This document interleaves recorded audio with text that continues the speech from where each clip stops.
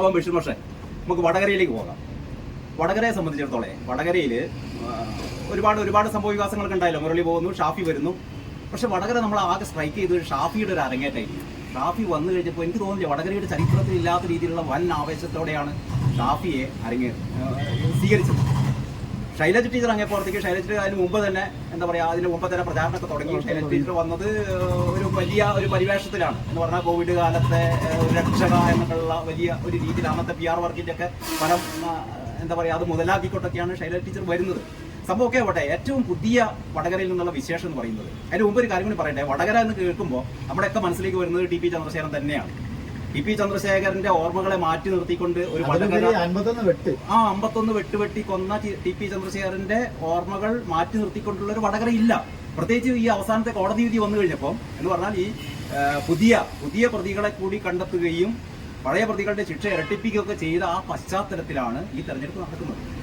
അപ്പോൾ വടകരയുടെ ചരിത്രം എന്ന് പറയുന്നത് KP ഉണ്ണികൃഷ്ണന്റെ കാലത്ത് ഒരു കോൺഗ്രസിനോട് യോജിച്ചു നിന്ന ഒരു വടകര മണ്ഡല ഇടക്കാലത്ത്, അതിനുശേഷം ഒരു സഖാക്കൾ അല്ലെങ്കിൽ CPMന്റെ ഒരു കമ്മ്യൂണിസ്റ്റ് അധീനതയിലുള്ള ഒരു പ്രദേശമായി മാറുകയും ഒക്കെ ചെയ്തതിന് ശേഷമാണ് TP ചന്ദ്രശേഖരന്റെ ഒരു ഇഷ്യൂ ഉണ്ടായി കഴിഞ്ഞപ്പോൾ TP ചന്ദ്രശേഖരൻ CPM നിന്ന് പുറത്തു വന്ന് RMP ഒക്കെ രൂപീകരിച്ച ആ കാലഘട്ടത്തിൽ മുല്ലപ്പള്ളി എന്ത് ചെയ്യുന്നു? കഴിഞ്ഞ തെരഞ്ഞെടുപ്പിൽ മുല്ലപ്പള്ളി രാമചന്ദ്രന് എതിരായിട്ട് കഴിഞ്ഞ മുമ്പത്തെ തെരഞ്ഞെടുപ്പ് TP ചന്ദ്രശേഖരൻ ജീവിച്ചിരിക്കുന്ന കാലത്ത് TP ചന്ദ്രശേഖരനും മത്സരരംഗത്ത് ഉണ്ടായിരുന്നു. അന്ന് TP ഏതാണ്ട് ഒരു 26,000-30,000 വോട്ടിന്റെ അടുത്ത് TP ചന്ദ്രശേഖരൻ പിടിച്ചിരുന്നു. ആ തെരഞ്ഞെടുപ്പിലാണ് മുല്ലപ്പള്ളി ജയിക്കുന്നത്. അതിന്റെ ശേഷവും മുല്ലപ്പള്ളി തുടർച്ചയായി 2 തവണ ജയിച്ചു. മൂന്നാം വട്ടം മുരളീധരൻ സ്ഥാനാർത്ഥിയായി വന്നു. മുരളീധരൻ 2 കാരണങ്ങളുണ്ട്. ഒന്ന്, ഇനി ആ തെരഞ്ഞെടുപ്പിലേക്ക് ഇല്ല എന്ന് മുല്ലപ്പള്ളി പറഞ്ഞപ്പോൾ പകരം ഒരു സ്ഥാനാർത്ഥിയെ കണ്ടെത്തുന്നതാണ് നല്ല ഫൈറ്ററായിട്ടുള്ള ഒരു മുരളീധരൻ തന്നെ. അങ്ങനെ മുരളീധരൻ കഴിഞ്ഞ പ്രാവശ്യം ഏതാണ്ട് ഒരു 85,000 അല്ലെ, കൃത്യമായ 82,000 വോട്ടിന്റെ ഭൂരിപക്ഷത്തിനാണ് നമ്മുടെ ശക്തനായ P ജയരാജനെ തോൽപ്പിക്കുന്നത്. പുതിയ തെരഞ്ഞെടുപ്പിൽ P ജയരാജന് പകരം ശൈലജ ടീച്ചർ വരുന്നു. P ജയരാജനെക്കാളും ശൈലജ ടീച്ചർക്ക് എന്തെങ്കിലും വലിയൊരു പ്രാമാണ്യം ഉണ്ടോ എന്ന് എനിക്ക് തോന്നുന്നില്ല. ശൈലജ ടീച്ചറെ സംബന്ധിച്ചിടത്തോളം അന്ന് മുരളീധരനാണ് എതിരാളി എന്ന രീതിയിലാണ് ശൈലജ ടീച്ചർ കാൻഡിഡേറ്റ് ആയിട്ട് വരുന്നത്.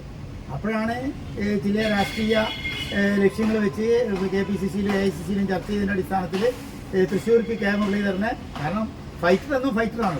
കാരണം വട്ടിയൂർക്കാവിലും അതേപോലെ തന്നെ നേമത്തും അതേപോലെ വടകരയിലും ഒക്കെ മത്സരിക്കാൻ തയ്യാറായി മുന്നോട്ട് വന്ന വ്യക്തിത്വമാണ്. ജയവും തോൽവിയൊന്നും അല്ല. മുരളിയുടെ മാറ്റത്തിന് പിന്നിലുള്ള രാഷ്ട്രീയം നമുക്ക് പിന്നെ ചർച്ച ചെയ്യാം. മുരളി പോയിട്ട് ഷാഫി വരുന്നതോട് കൂടി ആദ്യത്തെ ചോദ്യം, ഷാഫി വന്നതോട് കൂടിയിട്ട് മത്സരം കൂടുതൽ കടുക്കലും എന്ന് പറഞ്ഞാൽ മുരളീധരനേക്കാൾ ഒരു സാധ്യതയുള്ള സ്ഥാനാർത്ഥിയാണോ ഷാഫി? മുരളീധരനേക്കാൾ സാധ്യതയുള്ള ഒന്ന് യൂത്തിന്റെ ഒരു ഐക്കണാണ് ഷാഫി. മതേതരത്തിന്റെ ഒരു ഐക്കണാണ് ഷാഫിക്ക് ഒരു വർഗീയ സ്വഭാവമോ അല്ലെങ്കിൽ ഒരു രാഷ്ട്രീയ ഗൂഢാലോചനയുടെ ഭാഗമായിട്ടോ ഒന്നുമുള്ള ആളല്ല. ഒരു കറ കളഞ്ഞ വ്യക്തിത്വമാണ് ഷാഫി. യാതൊരു തരത്തിലും ഒന്നും കെട്ടി ആരോപിക്കാൻ പോലുമില്ലാത്ത ഒരു വ്യക്തിത്വമാണ് ഷാഫി. ഒന്നാമത്തെ കൺക്ലൂഷൻ, മുരളി എന്ന് പറയുന്ന UDFന്റെ സ്ഥാനാർത്ഥിയെക്കാൾ കരുത്തനാണ് ഷാഫി. അങ്ങനെ പറഞ്ഞു നമുക്ക്. കരുത്തനാണ് ഷാഫി. മുരളി കരുത്തൻ തന്നെയാണ്. സമ്മതിച്ചു. മുരളിക്ക് പകരം ഷാഫി വരുമ്പോൾ അത് രണ്ട് തരത്തിലാണ്. മുരളിന്റെ ഫൈറ്റിംഗ് വോട്ട് കിട്ടാനുള്ള സാധ്യത ഇപ്പോ ഇന്നത്തെ ട്രെൻഡിൽ ഷാഫി മുരളിന്റെ ഭൂരിപക്ഷം മറികടക്കും. ഇനി ഈ പുതിയ സംഭവ വികാസത്തിൽ അങ്ങനെയൊക്കെ ആണെന്ന് വിചാരിക്കുക. ഈ കഴിഞ്ഞ ആഴ്ച പാനൂരിലുണ്ടായ ബോംബ് സ്ഫോടനമല്ല, ബോംബ് നിർമ്മാണത്തിനിടയിലുണ്ടായ സ്ഫോടനം. ഈ സ്ഫോടനത്തോട് കൂടിയിട്ട് ശൈലജ ടീച്ചറുടെ ഗ്രാഫ് കുത്തൻ ഇടിയല്ലേ ചെയ്തത്. അത് മാത്രമല്ല, അതിന് തൊട്ട് മുമ്പത്തെ കാര്യങ്ങളിലേക്ക് TP ചന്ദ്രശേഖരനുമായിട്ട് ബന്ധപ്പെട്ട അവരെ സംരക്ഷിച്ചത്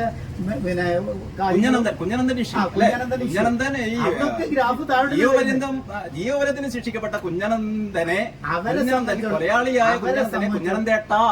സംബന്ധിച്ചിടത്തോളം നല്ലൊരു MLA എന്ന നിലയ്ക്ക് അവർക്ക് പാർട്ടിയിൽ ജനസമ്മതി നേടിക്കൊണ്ട് ആ MLA സ്ഥാനത്ത് തുടരുന്നതായിരുന്നു ഏറ്റവും അഭികാമ്യം. അത് ശൈലജ ടീച്ചർ പറയേണ്ട കാര്യമില്ല. ഇവിടെ മറ്റൊരു അഭിപ്രായമുണ്ട്. ശൈലജ ടീച്ചർ ഇവിടെ കൊണ്ടുവന്നത് നമ്മള് ഒരു CPMന്റെ ചില അന്തർനാടകങ്ങൾ. കഴിഞ്ഞ പ്രാവശ്യം P ജയരാജനെ കൊണ്ടുവന്നത് നമുക്കറിയാം. P ജയരാജനെ കൊണ്ടുവന്ന് മത്സരിച്ചതിന് ശേഷം P ജയരാജൻ ഇന്ന് എവിടെ? ഇല്ല, ഈ ജയരാജനെ 51 വെട്ടിയില്ല എന്ന് മാത്രമേ ഉള്ളൂ, നിഷ്കാസനം ചെയ്തു. അങ്ങനെ ഇതേപോലെ ശൈലജ ടീച്ചറെ നിഷ്കാസനം ചെയ്യാനുള്ള ഒരു ഗൂഢ പദ്ധതിയല്ല ഇത് ആണ്. കാരണം ഇനി വരേണ്ടത് ഒരു വനിതാ മുഖ്യമന്ത്രിയാണെന്ന് പാർട്ടിയിൽ നിന്ന് തന്നെ പലപ്പോഴും മുറവിളി ഉണ്ടായിട്ടുണ്ട്. അപ്പൊ പിണറായിയെ സംബന്ധിച്ചിടത്തോളം ശൈലജ ടീച്ചറെ തീർക്കണം. പാർട്ടി സംബന്ധമായ രീതിയിലുള്ള പ്രവർത്തനത്തിൽ നിന്ന് എന്ത് ചെയ്യണം? നിഷ്കാസനം ചെയ്യണം. അപ്പം അങ്ങനെയുള്ളവരൊക്കെ കയറ്റി അയക്കുന്നത് എങ്ങട്ടാ? ഈ പുതിയ ഈ ബോംബ് സ്ഫോടനം എനിക്ക് തോന്നുന്നു ഇത് യാദൃച്ഛികമായി ഉണ്ടായ ഒരു സംഭവമാണ്. അല്ലെ ശൈലജ ടീച്ചറെ നിഷ്കാസനം ചെയ്യുന്നതിന്റെ ഭാഗമായിട്ടുണ്ടായ ബോംബ് സ്ഫോടനമല്ല.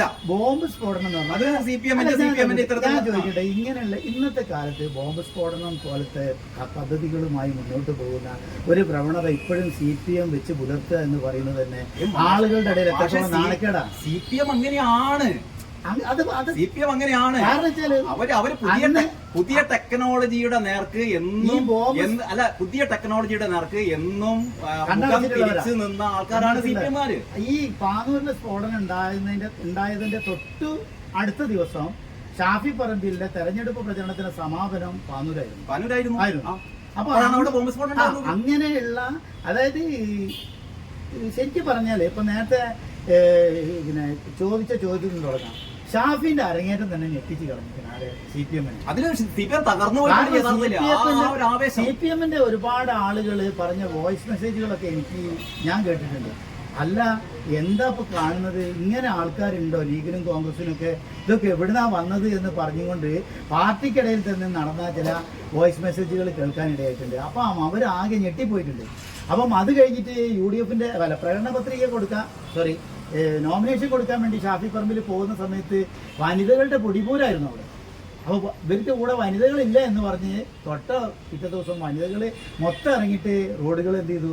മൊത്തത്തിൽ അപ്പൊ ഞാൻ പറയുന്നത് കഴിഞ്ഞ പ്രാവശ്യം മുരളി നേടിയ ഒരു 52,000 വോട്ടിന്റെ ഒരു ഭൂരിപക്ഷം, ഈ ഭൂരിപക്ഷത്തെ ഒരു ഇരട്ടിയാക്കാൻ ശേഷിയുള്ള തരത്തിലുള്ള സാഹചര്യങ്ങളാണ്. അതായത് ഞങ്ങൾ കാണുന്ന ഏകദേശം 1.5 ലക്ഷം വോട്ടിന്റെ ഭൂരിപക്ഷത്തിന് ഷാഫി പറമ്പിൽ ജയിക്കുമെന്ന്.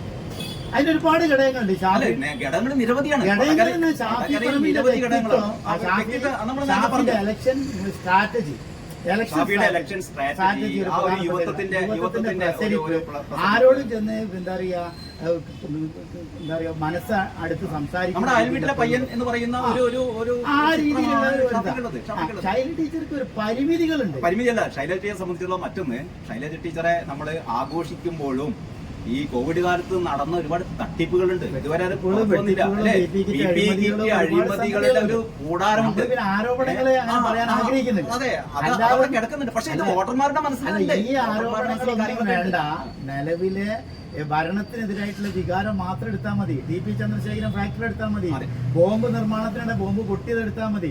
ഷാഫി നമുക്ക് ഈ ബോംബ് നിർമ്മാണത്തിനിടെ ഈ സ്ഫോടനം നടന്ന കാര്യത്തിലേക്ക് യഥാർത്ഥത്തില് അവിടെ ഇങ്ങനെ ഒരു സംഭവം നടന്നു എന്ന് വിചാരിക്കും. അപ്പൊ CPM-നെ സംബന്ധിച്ചിടത്തോളം ബോംബ് നിർമ്മാണം ഒരു പുത്തരിയല്ല. സത്യനന്ദിക്കാടിന്റെ നമ്മുടെ സിനിമയില് എന്താണ് സിനിമയുടെ പേര് എന്നോട് മറന്നുപോയി. അതില് ഈ രാവിലെ തന്നെ ചാക്കില് ബോംബും കൊണ്ട് പോകുന്ന ഒരാളുണ്ട് എന്ന് പറഞ്ഞാൽ ആ കണ്ണൂർ മണ്ഡലം അല്ലെങ്കിൽ കണ്ണൂർ വടകര ഏരിയയെ സംബന്ധിച്ച് സന്ദേശമല്ല ജയകാന്തൻ വക എന്ന് പറഞ്ഞൊരു കുഞ്ചാക്കോ ബോബൻ അതിൽ ആ സിനിമ തുടങ്ങുന്നതിന് എങ്ങനെയാണ് ഇയാള് ഈ പറയുന്ന സ്ഥലത്തേക്ക് വരുമ്പോ ചാക്കില് എന്തോ കെട്ടി പോകുമ്പോ എന്താന്ന് വെച്ചാൽ വളരെ കൂടായിട്ട് പറഞ്ഞ ബോംബാണ്. അപ്പൊ ആ ഒരു എന്താ പറയാ ആ ഒരു അന്തരീക്ഷമുള്ള സ്ഥലമാണ്.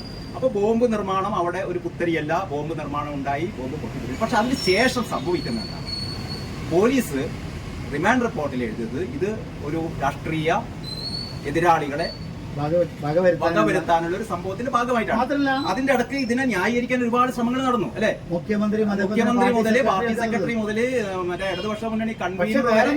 പോലീസ് ഈ കാര്യത്തിൽ കുറച്ചും കൂടെ നീതി നിർവഹണം നടത്തിയിട്ടുണ്ട്. ഇതുമായി എന്റെ സംശയം എന്താ പറയുക, പോലീസ് നീതി നിർവഹണം നടത്തിയതാണോ അതല്ലെങ്കിൽ പിണറായിയുടെ പോലീസ് മനഃപൂർവ്വം ശൈലജക്കിട്ട് താങ്ങിയതാണ്? കാരണം എന്താ വെച്ചാല് ഇതിന് ശരിക്കും ഡിവൈഎഫ്ഐക്കാര് പ്രതികളായിട്ട് പിടിക്കുന്നു.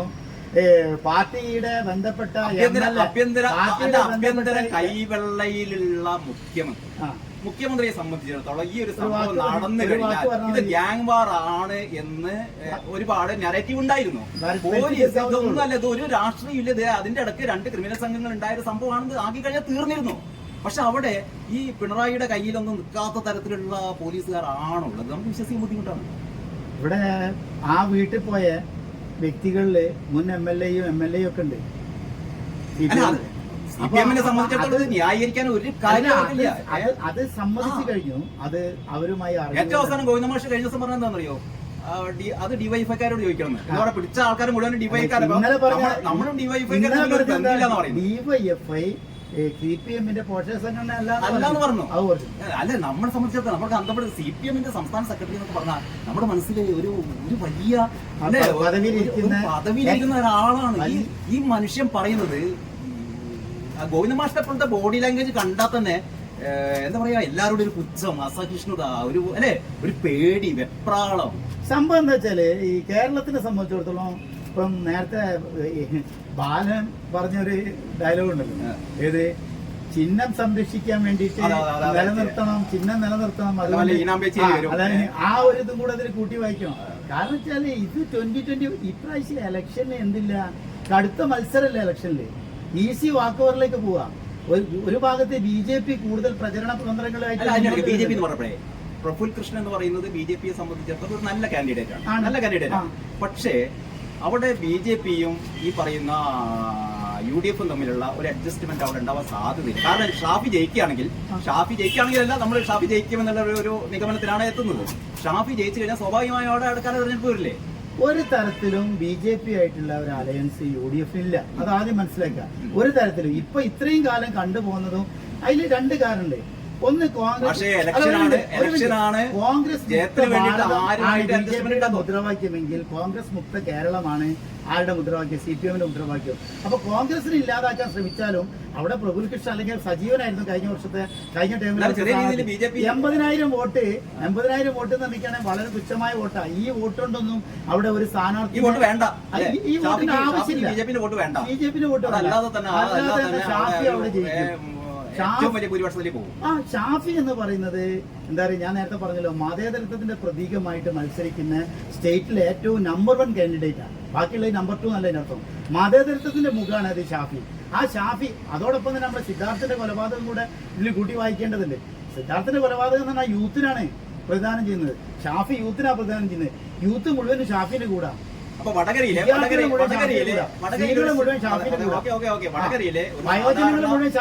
സാധാരണ വോട്ടർക്ക് മുന്നിൽ CPM കാഡർമാര് നമുക്ക് വിട്ടേക്കാം. അവര് പിന്നെ എന്തായി കഴിഞ്ഞാലും അതേ വോട്ട് ചെയ്യുള്ളൂ. അതല്ലാത്ത ഒരു വിഭാഗത്തെ സംബന്ധിച്ചിടത്തോളം ഒന്ന് അവരുടെ മുന്നിലുള്ളത് ഷാഫി എന്ന് പറയുന്ന നമ്മൾ നേരത്തെ പറഞ്ഞ പോലെ ഒരു നല്ല വ്യക്തിത്വത്തിനോടുമായ ഒരു കാൻഡിഡേറ്റ് അങ്ങനെ പോകണം.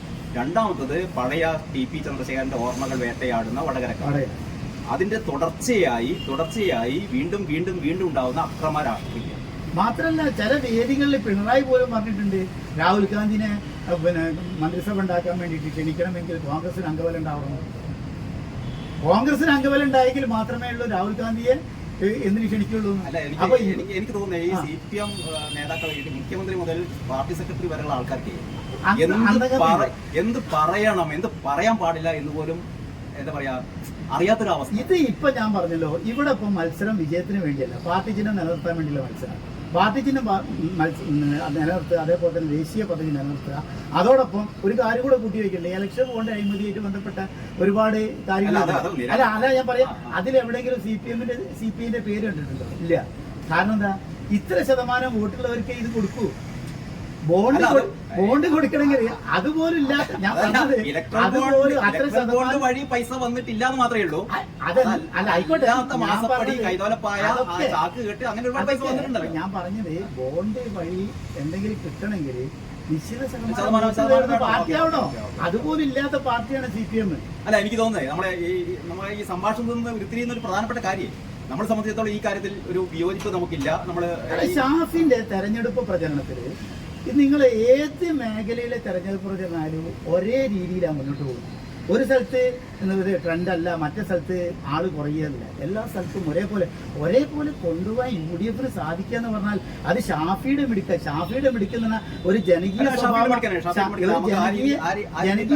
പക്ഷെ ഒരു കാര്യം ഷാഫി ആയാലും UDF ആയാലും കോൺഗ്രസ് ആയാലും ലീഗ് ആയാലും അവരുടെ നേതാക്കന്മാരായാലും മനസ്സിലാക്കുന്നത്, ആൾക്കൂട്ടമല്ല വോട്ട്. അല്ല ആൾക്കൂട്ടമല്ല വോട്ട്. പക്ഷെ അവിടെ അപ്പൊ ആൾക്കൂട്ടം വോട്ടായി പക്ഷെ വടകരയില് മറിച്ച് ഒരു അടിയൊഴുക്ക് ഉണ്ടാകാനുള്ള സാധ്യതയൊന്നും കാണുന്നില്ല. സാധ്യതയില്ല.